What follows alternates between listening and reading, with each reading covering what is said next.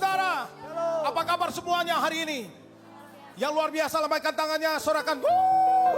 Selamat datang dalam ibadah kenaikan Tuhan Yesus ke surga. Saya percaya Yesus naik ke surga. Dia menyediakan tempat buat kita. Amin. Berikan tepuk tangan sekali lagi. Mari bangkit berdiri bersama-sama. Lihat kiri kanannya, katakan hari ini saya akan mengalami Tuhan di hari kenaikan Tuhan Yesus ke surga. Ada berkat-berkat yang Tuhan akan beri buat kita. Amin. Saudara siap memuji dan menyembah Tuhan, amin? Ya siap, angkat kedua tangannya, kita akan berdoa bersama-sama Bapak Ibu Saudara.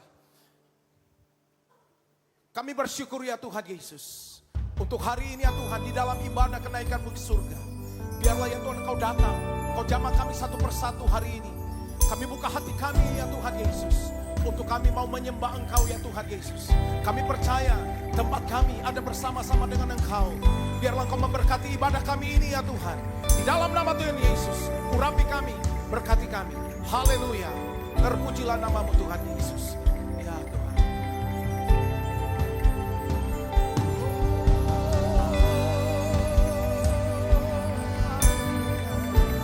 Kami datang menyembah Yesus.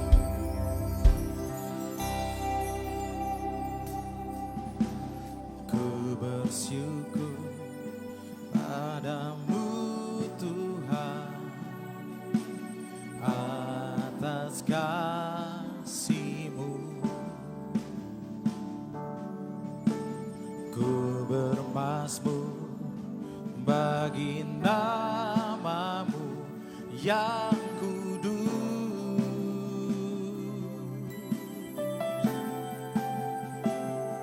Sebab Engkau kebenaranku,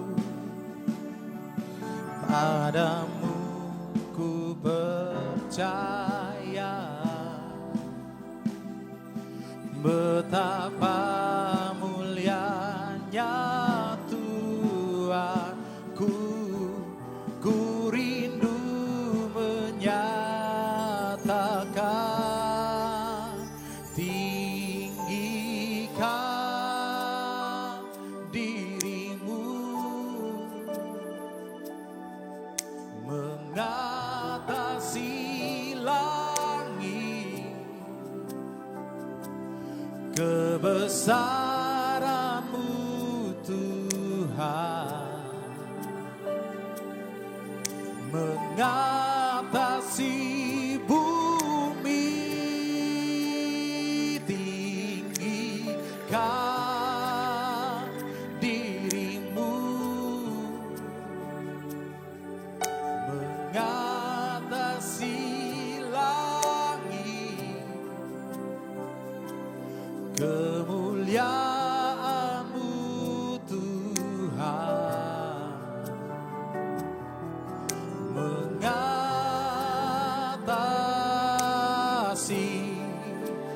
bumi. Mari kita beri tepuk tangan. Silakan Bapak Ibu Saudara duduk kembali. Tetap di dalam hadirat Tuhan. Kita akan menyembah Allah kita, sama-sama nyanyikan dari awal. Ku bersyukur padamu Tuhan, atas kasih-Mu. Ku bermazmur bagi nama-Mu yang sebab Engkau kebenaran kami. Sebab Engkau kebenaran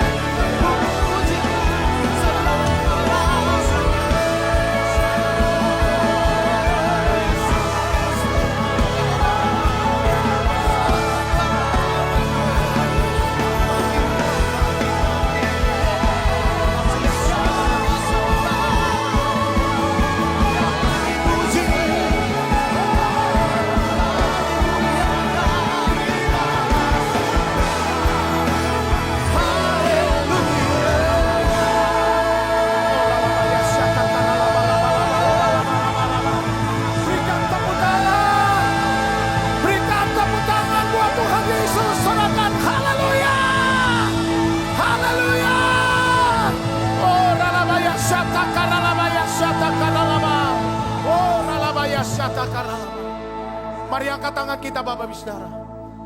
Makasih Tuhan. Hosanna in the higher.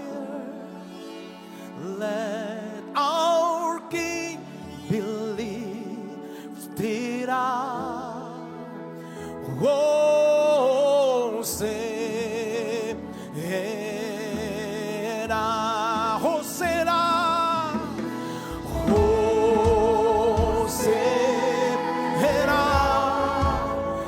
in the higher.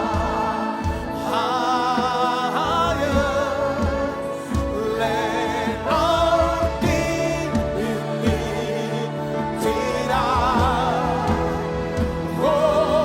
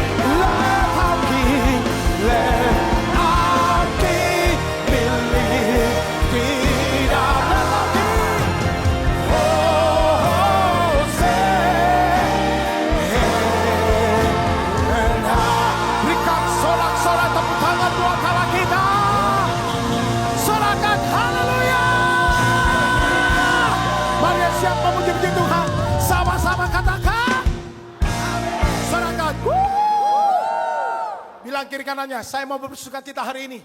Di hari kenaikan Tuhan Yesus ke surga, saya percaya Tuhan akan memberikan berkat buat kita. Amin. Semua tepuk tangan bersama-sama yuk. Woo. Haleluya. Yeah. Yeah. Terpujilah Tuhan. Yeah. Woo. Yeah. Mari bersama-sama naikkan pujian ini. Yeah. Kami lari terus ya dengan darah yang kudus melangkah pujian bagimu. Hey. Kami bagi kudusmu sebagai bukti karyamu, nyatakan kau besar dan hidup. Mari semua katakan bersama-sama ya. Berlari sampai tujuan, mendapatkan mahkota. Lambaikan tangannya. Kami terima dan kami terima kemenangannya. Engkau sediakan untuk kami bawa segala hal. Dimanapun kami pergi, dimanapun kami akan pergi, di situ pasti mujizat dan terjadi.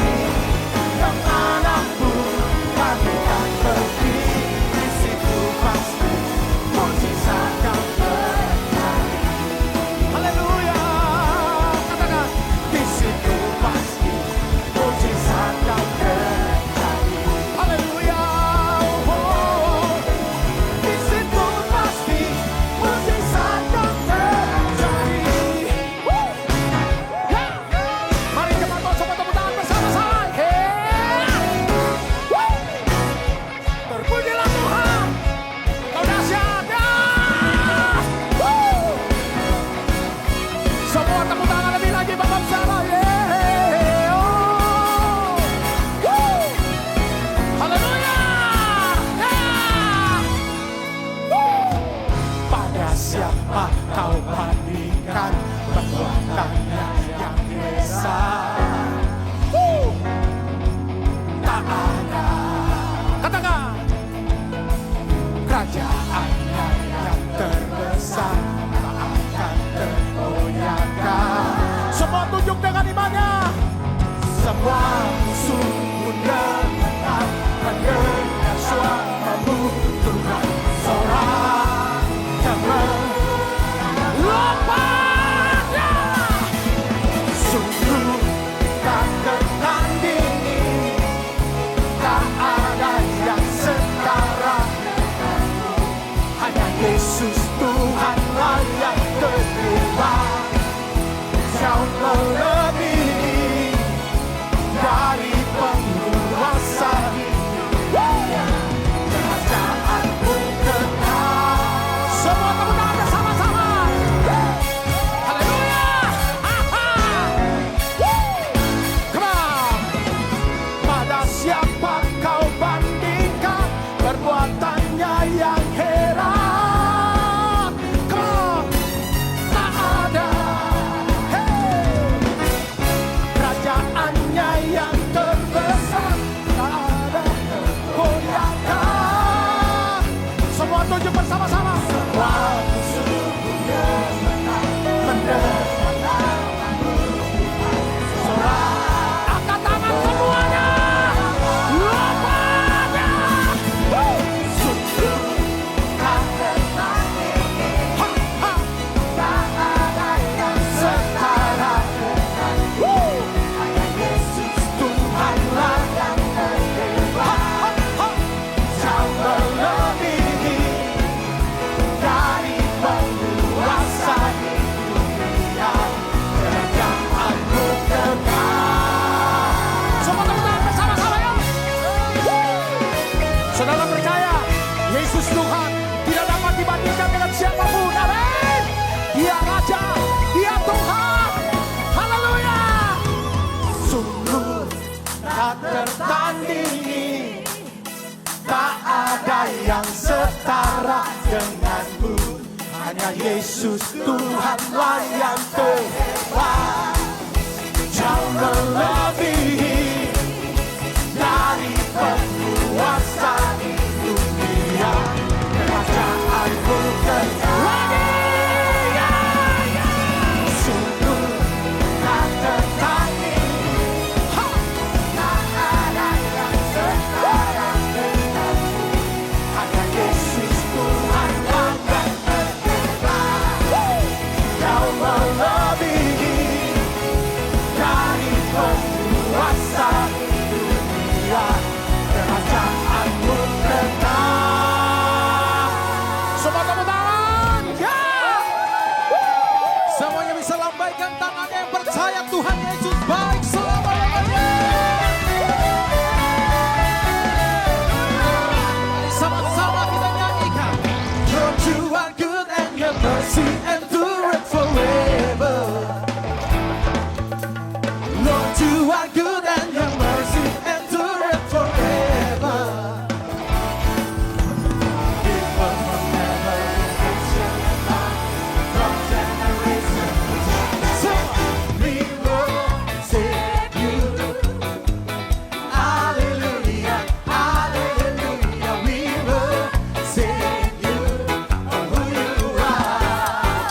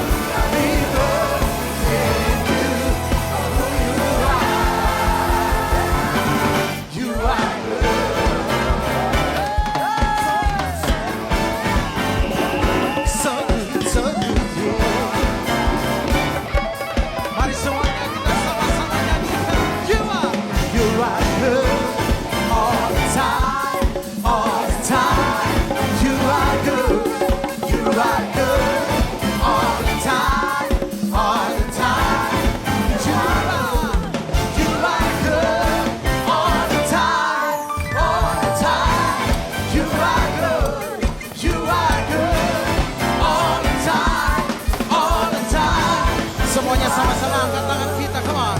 People from every nation and tongue, from generation. Come on. We will save you. Hallelujah, hallelujah, hallelujah. We will save you. Who you are. We will save you. Hallelujah, hallelujah, hallelujah. We will save you. Who you are. Who you are. Who you are. You are good.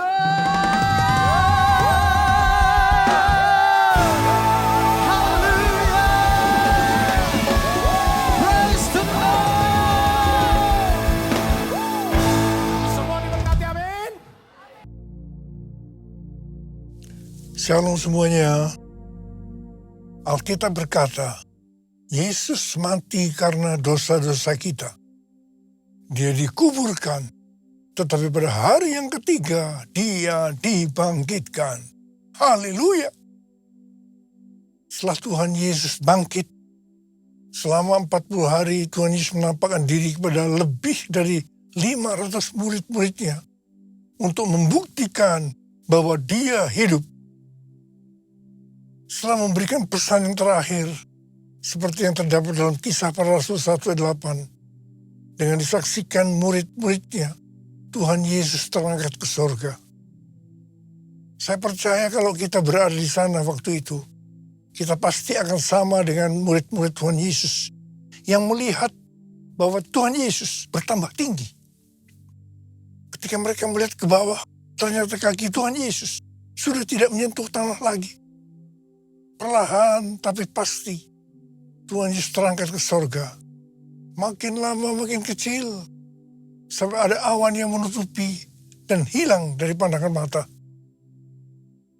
Sementara mereka terheran-heran melihat ke langit, maka ada 2 orang yang berpakaian putih di dekat mereka yang berkata, "Hai orang-orang Galilea, mengapakah kamu berdiri melihat ke langit? Yesus ini yang terangkat ke surga meninggalkan kamu, akan datang kembali dengan cara yang sama seperti kamu melihat dia naik ke surga."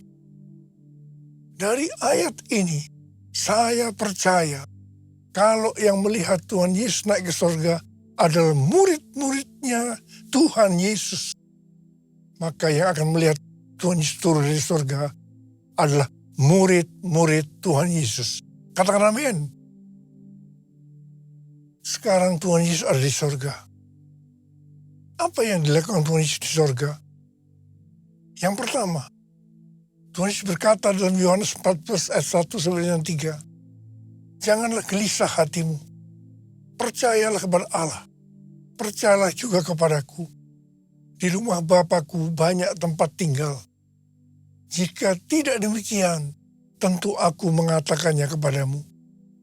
Sebab aku pergi ke situ untuk menyediakan tempat bagimu. Apabila aku telah pergi dan telah menyediakan tempat bagimu, aku akan datang kembali dan membawa kamu ke tempatku, supaya di tempat aku berada, kamu pun berada." Pesan Tuhan Yesus ini ditujukan untuk murid-muridnya. Karena itu kalau kita mau ikut dalam pengangkatan, maka kita harus menjadi murid Tuhan Yesus. Murid Tuhan Yesus adalah kita-kita yang hidupnya sama seperti Kristus telah hidup. Karena kita hidup sama seperti Kristus telah hidup, maka kita akan menjadi serupa dengan gambarnya.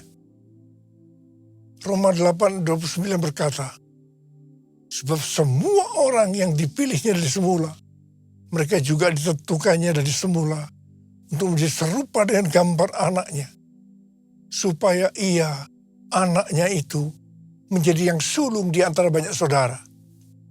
Jadi goal kita sebagai orang percaya adalah menjadi serupa dengan gambar Yesus, yaitu murid Tuhan Yesus. Hal yang kedua yang dilakukan oleh Tuhan Yesus di sorga adalah sesuai dengan Ibrani 7 ayat 25 yang berkata, karena itu ia sanggup juga menyelamatkan dengan sempurna semua orang yang melalui dia datang kepada Allah. Sebab ia hidup senantiasa untuk menjadi pengantara mereka.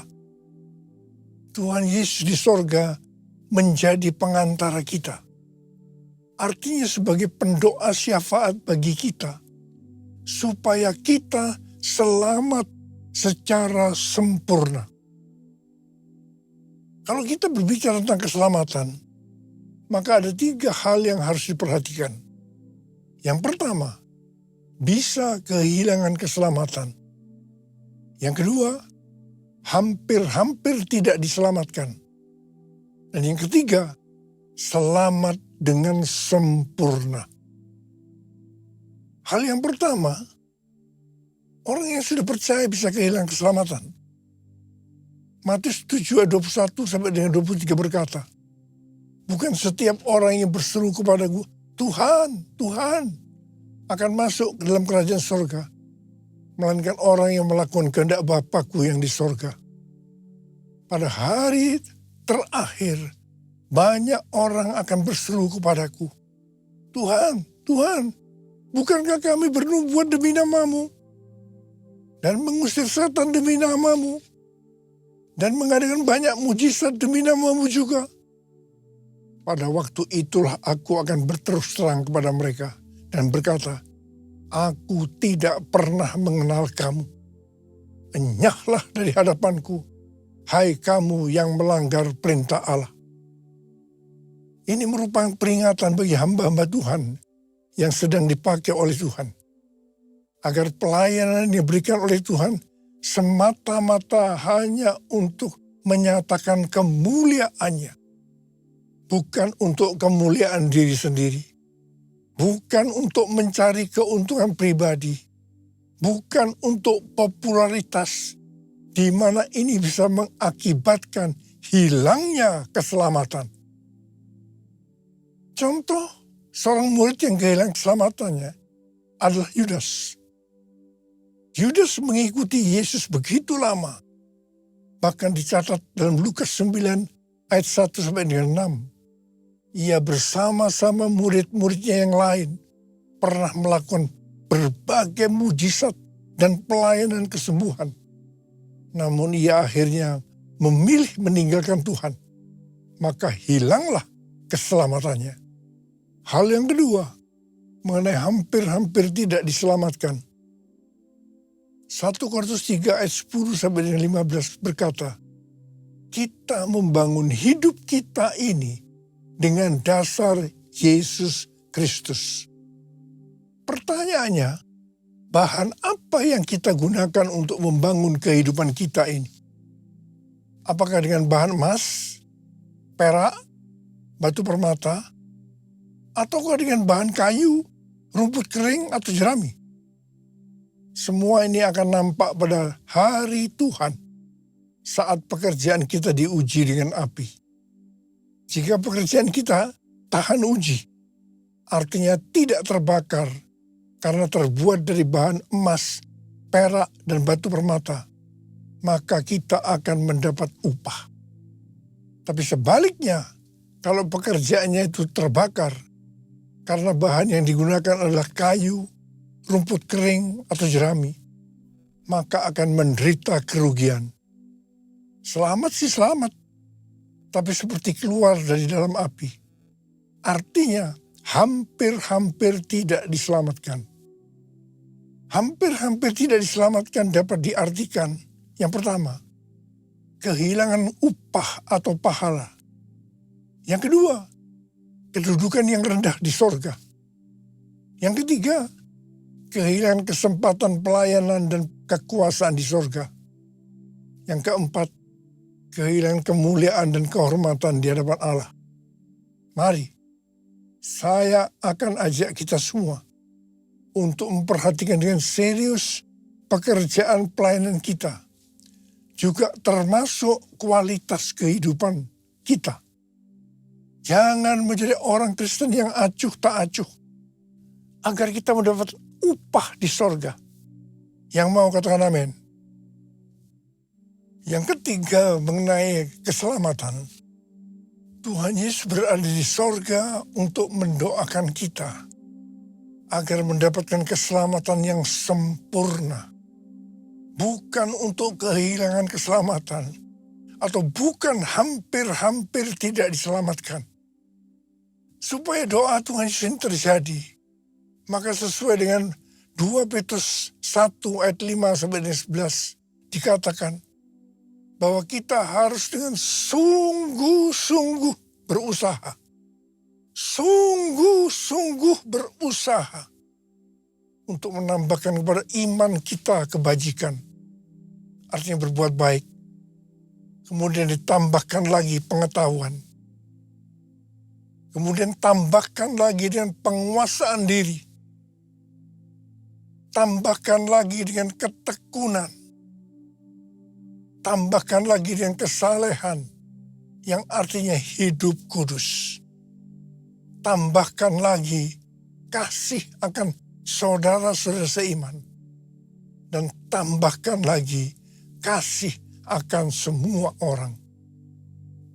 Kalau kita melakukan ini semua dengan sungguh-sungguh, maka kita akan lebih mengenal Tuhan Yesus Kristus. Dan kita tidak akan pernah tersandung. Dengan demikian, kita akan dikaruniakan hak penuh untuk memasuki kerajaan kekal, yaitu kerajaan Tuhan dan Juru Selamat kita, Yesus Kristus. Yang artinya kita mendapatkan keselamatan yang sempurna. Haleluya! Besar anugerah-Mu, melimpah kasih-Mu, semakin hari semakin bertambah besar anugerah-Mu.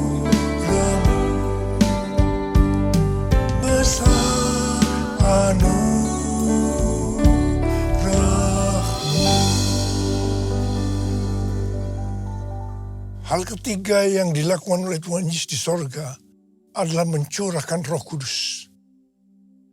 Pesan yang terakhir dari Tuhan Yesus untuk murid-muridnya sebelum ia terangkat ke sorga terdapat dalam Kisah Para Rasul 1 ayat 8 yang berkata, "Tetapi kamu akan menerima kuasa kalau Roh Kudus turun ke atas kamu, dan kamu akan menjadi saksiku di Yerusalem dan di seluruh Yudea dan Samaria dan sampai ke ujung bumi." Setelah memberikan pesan yang terakhir ini, Tuhan Yesus naik ke sorga. Setelah itu apa yang dilakukan oleh murid-muridnya? Mereka pergi ke Yerusalem dan berkumpul di ruang atas atau kamar loteng. Mereka melakukan ini karena Tuhan Yesus yang menyuruh mereka agar tidak meninggalkan kota Yerusalem, karena mereka akan dilengkapi dengan kekuasaan dari tempat tinggi. Tuhan Yesus berkata, sebab Yohanes membaptis dengan air, tetapi tidak lama lagi kamu akan dibaptis dengan Roh Kudus. Murid-murid yang berkumpul berjumlah sekitar 120 orang. Kisah Para Rasul 1 ayat 14a berkata, mereka semua bertekun dengan sehati dalam doa bersama-sama. Artinya mereka berdoa, memuji dan menyembah Tuhan dalam unity siang dan malam. Ini adalah prinsip restorasi Pondok Daud. Ini adalah prinsip benar doa. Pada hari Raya Pentakosta, jadi 10 hari setelah mereka berkumpul, tiba-tiba turunlah dari langit suatu bunyi seperti tiupan angin yang keras yang memenuhi seluruh rumah di mana mereka duduk. Dan tampaklah kepada mereka lidah-lidah seperti nyala api yang bertebaran dan hinggap pada mereka masing-masing. Maka penuhlah mereka dengan Roh Kudus. Lalu mereka mulai berkata-kata dalam bahasa-bahasa lain seperti yang diberikan oleh Roh itu kepada mereka untuk mengatakannya. Itu adalah bahasa roh. Orang yang dibaptis dengan Roh Kudus atau dipenuhi Roh Kudus, tanda awalnya adalah berbahasa roh. Setelah itu murid-murid Tuhan Yesus dipakai secara luar biasa untuk melakukan amanat agung. Tanda dan mujizat menyertai pelayanan mereka. Peristiwa ini disebut sebagai Pentakosta yang pertama. Pentakosta yang pertama ini dahsyat. Sebab dalam kurun beberapa ratus tahun, sekitar 70% dari dunia yang dikenal pada waktu itu, yaitu yang berada di bawah kekaisaran Romawi, menjadi Kristen. Wow.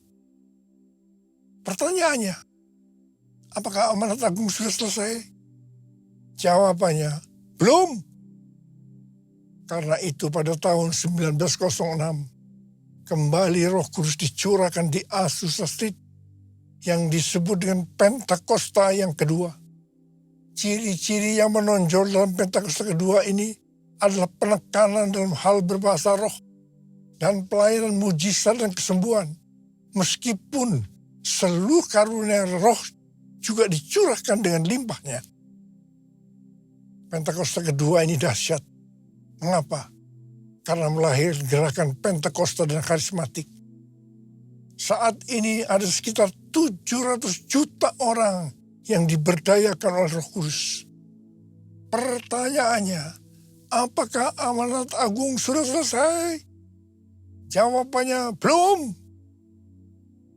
Karena itu, hari-hari ini, pencurahan Roh Kudus yang jauh lebih dahsyat dibanding dengan Azusa Street sedang terjadi.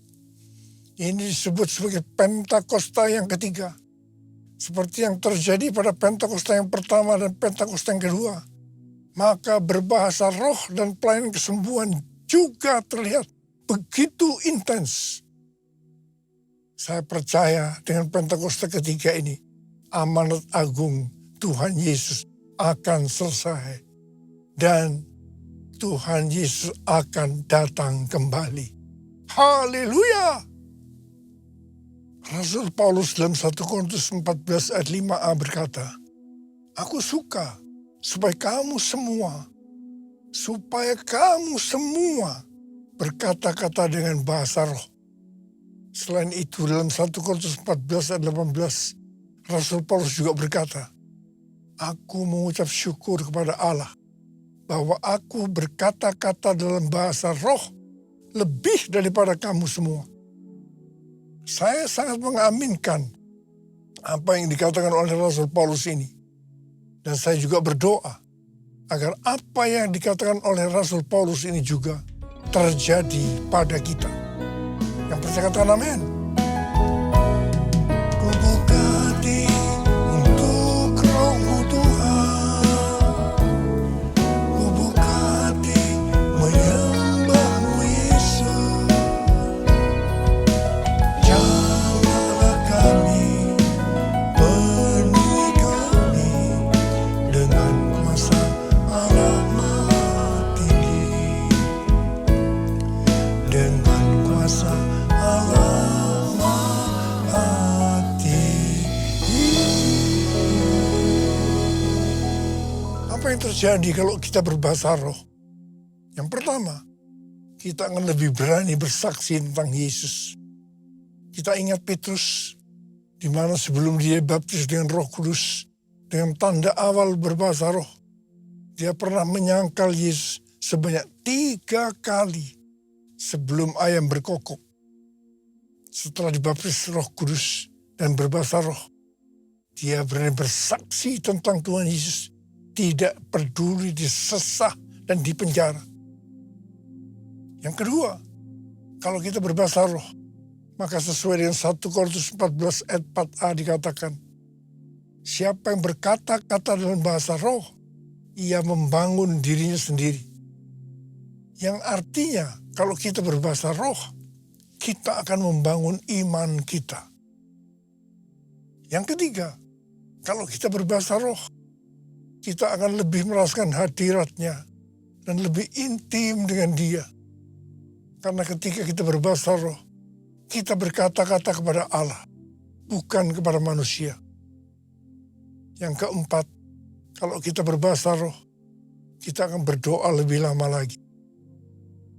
Yang kelima, sesuai dengan 1 Korintus 14 dan 15 yang berkata, sebab jika aku berdoa dengan bahasa roh, maka rohkulah yang berdoa. Tetapi akal budiku tidak turut berdoa. Jadi apakah yang harus kubuat? Aku akan berdoa dengan rohku. Tetapi aku akan berdoa juga dengan akal budiku. Aku akan menyanyi dan memuji dengan rohku. Tetapi aku akan menyanyi dan memuji juga dengan akal budiku. Jadi kalau kita menghendaki agar roh kita berdoa, menyanyi dan memuji, maka kita harus berbahasa roh.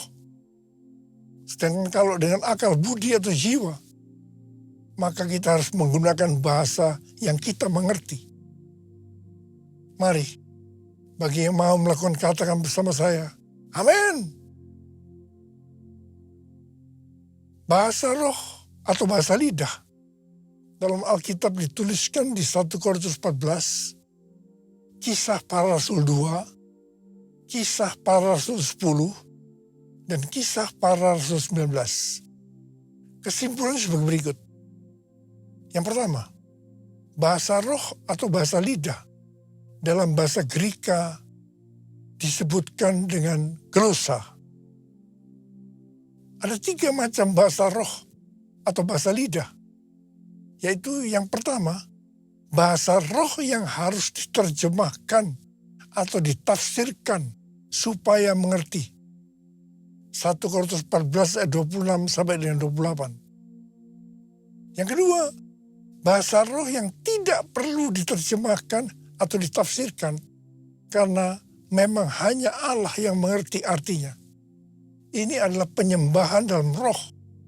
1 Korintus 14 ayat 2 sampai 4. Kisah 10 ayat 46, Kisah 19 ayat 6. Yang ketiga, bahasa roh yang diterjemahkan oleh Allah sendiri, sehingga dimengerti oleh orang yang mendengarnya dalam bahasa yang dimengerti. Itu terdapat dalam Kisah Para Rasul 2 ayat 4 sampai 11. Kesimpulan yang ketiga, bahasa roh atau bahasa lidah bisa diucapkan di mana saja. Artinya bisa di rumah, di kebaktian umum, di kebaktian doa, kul, dan di mana saja kita berada. Rasul Paulus dalam 1 Korintus 14 ayat 39 dan 40 berkata, karena itu saudara-saudaraku, usahakanlah dirimu untuk memperoleh karunia untuk bernubuat, dan janganlah melarang orang yang berkata-kata dengan bahasa roh. Tapi segala sesuatu harus berlangsung dengan sopan dan teratur. Memasuki tahun 2026, Tuhan memberikan tema bahwa tahun 2026 adalah tahun amanat agung. Tuhan memberikan visi kepada gerejanya bahwa tahun 2033 adalah target untuk menyelesaikan amanat agung. Setelah itu, Tuhan Yesus datang kembali. Apa yang terjadi pada tahun 2026 ini? Pesan yang Tuhan sampaikan sejak tahun 2025 tentang kondisi global yang tidak sedang baik-baik saja akan terjadi lebih dahsyat pada tahun 2026 ini. Tahun 2026 tahun yang penuh ketidakpastian.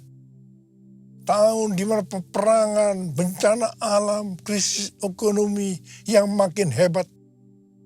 Tahun di mana keadaan akan semakin sukar. Ke depan ini kita memasuki tahun yang berbeda. Tuhan berpesan melalui Yeremia 33 ayat 3. Berserulah kepadaku, maka aku akan menjawab engkau dan akan memberitahukan kepadamu hal-hal yang besar dan tidak terfahami, hal-hal yang tidak kau ketahui. Ada 3 langkah yang harus kita lakukan. Yang pertama, doa. Yang kedua, berdoa. Yang ketiga, doa, pujian, penyembahan bersama-sama dalam unity siang dan malam.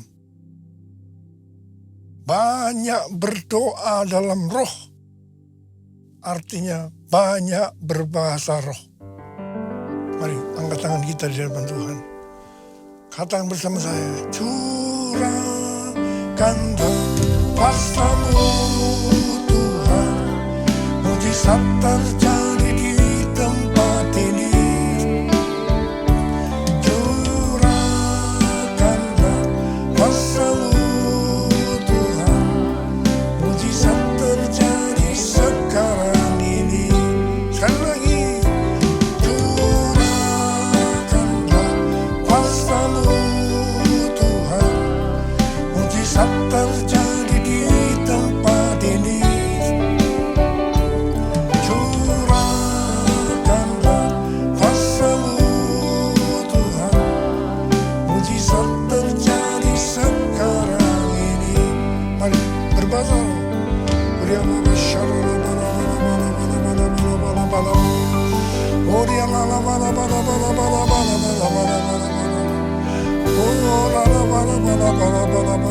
Tuhan, hamba berdoa buat anak-anak-Mu yang belum berbahasa roh. Tuhan, mereka angkat tangan di depan Tuhan.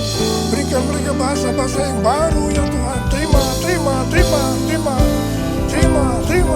Terima pengurapan Tuhan saat ini. Terima. Curahkanlah kuasa-Mu Tuhan, mujizat terjadi di tempat ini. Curahkanlah kuasa-Mu Tuhan, mujizat terjadi sekarang ini. Mujizat terjadi sekarang ini. Mujizat terjadi sekarang ini.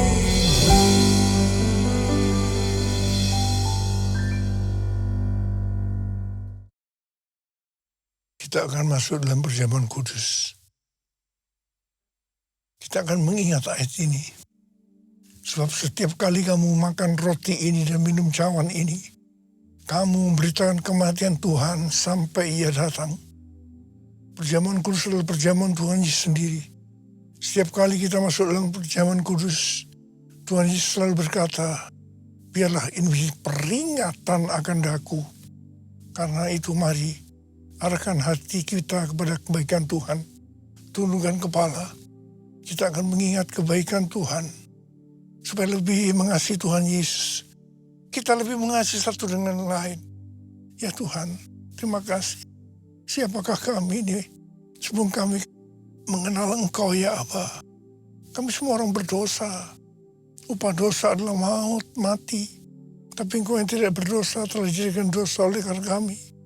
Engkau harus turun dari surga mulia. Mati ganti kami dengan penderitaan yang luar biasa. Sungguh kalau kau memikirkan Tuhan, betapa baiknya Engkau itu. Kau jadikan kami sebagai anak-anak-Mu. Engkau tuntun, Engkau bela, Engkau lindungi, Engkau berkati kami. Engkau hajar juga kalau kami salah Tuhan. Itu Engkau ya Aba. Itu Engkau. Bapa terima kasih. Tuhan akan memberkati kita melalui perjamuan kudus. Tapi Tuhan mau kita makan dan minum dengan cara yang benar. Karena itu masing-masing berdoa.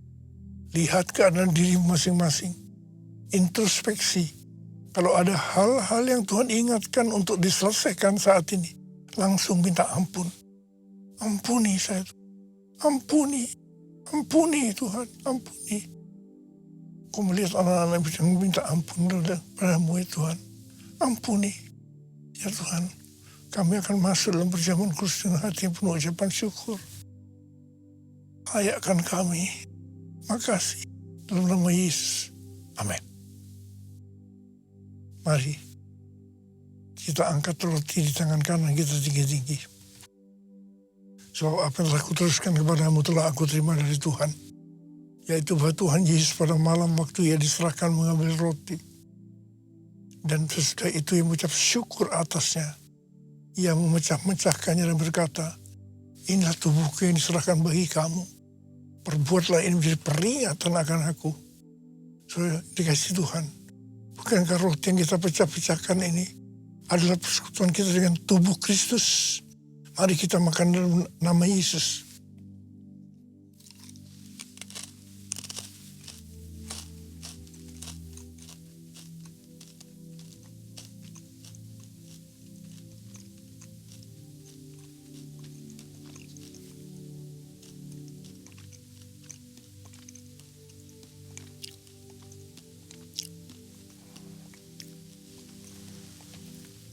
Angkat cawan di tangan kanan kita tinggi-tinggi. Demikian juga ia mengambil cawan sesudah makan lalu berkata, cawan ini adalah perjanjian baru yang dimutrakan oleh darahku. Perbuatlah ini setiap kali kamu meminumnya menjadi peringatan akan aku. Saudara kasih Tuhan, bukankah cawan pengucapan syukur yang atasnya kita ucapkan syukur adalah persekutuan kita dengan darah Yesus. Mari kita minum dalam nama Yesus.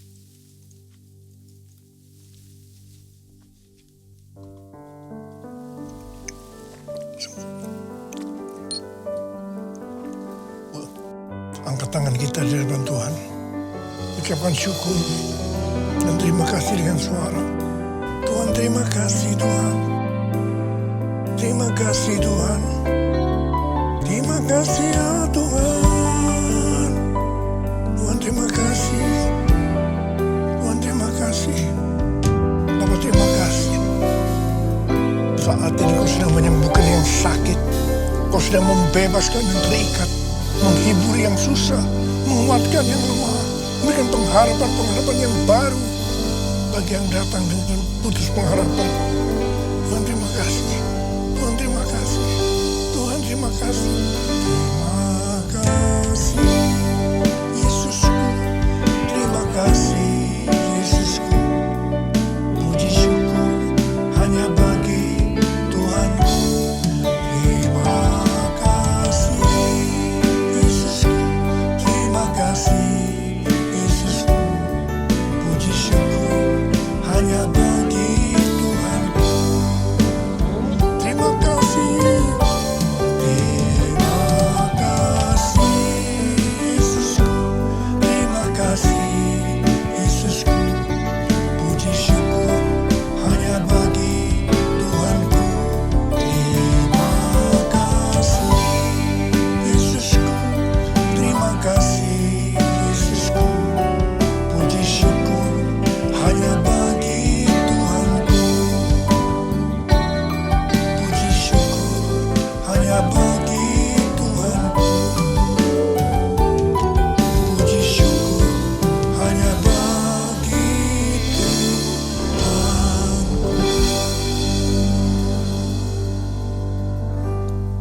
Terimalah berkat Tuhan. Kasih karunia berlimpah-limpah dari Allah Bapa dan Anak yang tunggal, Yesus Kristus. Persekutuan yang manis dengan Roh Kudus menyertai kita semua mulai hari ini. Sampai Tuhan Yesus datang menjemput kita di awan-awan dan bahkan sampai selama-lamanya. Yang percaya bersama-sama katakan, amin.